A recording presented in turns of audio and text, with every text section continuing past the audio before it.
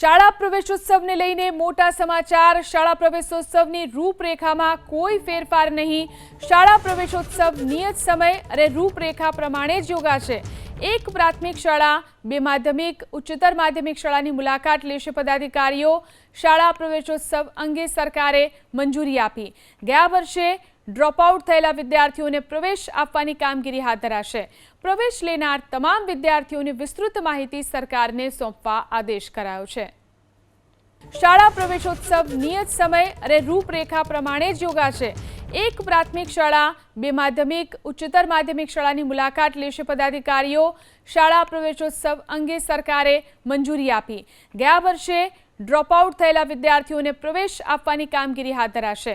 પ્રવેશ લેનાર તમામ વિદ્યાર્થીઓની વિસ્તૃત માહિતી સરકારને સોંપવા આદેશ કરાયો છે।